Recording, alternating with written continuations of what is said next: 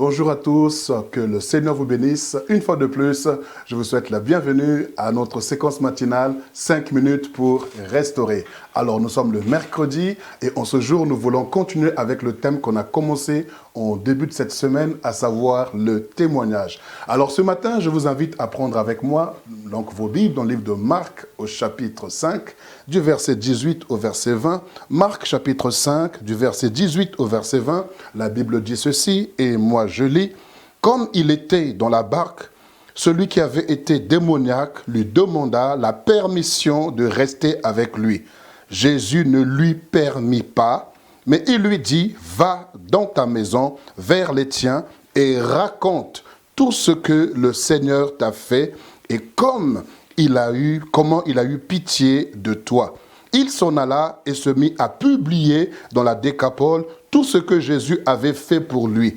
Et tous furent dans l'étonnement.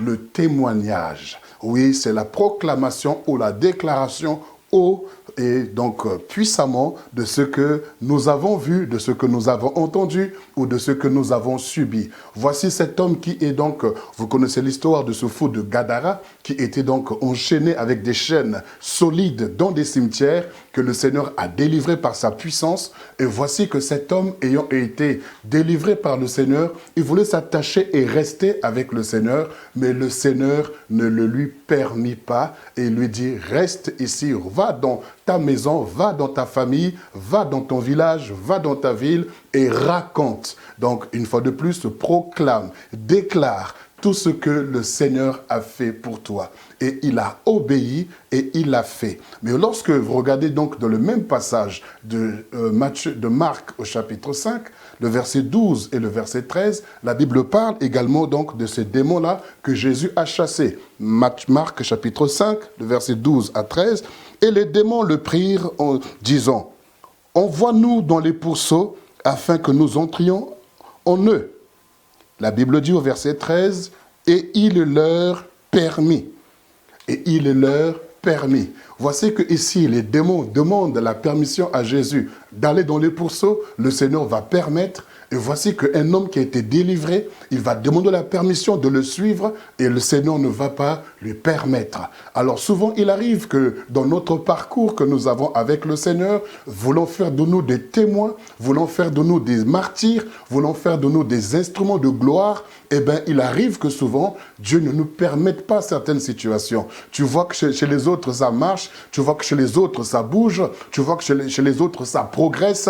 Toi, tu as l'impression de stagner. Tu as l'impression de tourner en rond. Tu as l'impression de faire du surplace. Parce qu'en vérité, Dieu ne te permet pas. Non pas parce qu'il te punit, mais parce qu'il sait que là où tu es, c'est là où sa gloire va se manifester. C'est là où tu seras utile pour le royaume. Ne regarde pas ta vie ou ne compare pas ta vie par rapport aux autres, parce que les autres, Dieu peut leur permettre, non pas parce que Dieu est d'accord avec eux, mais parce que toi, tu es un instrument de choix. Tu es un outil entre les mains de Dieu. Il va permettre aux démons, mais il ne va pas permettre à celui qui est à côté de lui, qui voulait rester avec lui. Pourtant, c'est une demande noble. Lorsqu'il a délivré Bartimée de son aveuglement, Bartimée s'est mis à suivre Jésus sur le chemin. Mais regardez ici, cet homme, Dieu ne le lui permet pas. Alors comprenez qu'il y a des choses que Dieu ne permettra pas, non pas parce que tu es maudit, mais bien au contraire parce que tu es réservé, tu es consacré, tu es mis à part. Ne te décourage pas, ne désespère pas, ne pense pas que tu stagnes,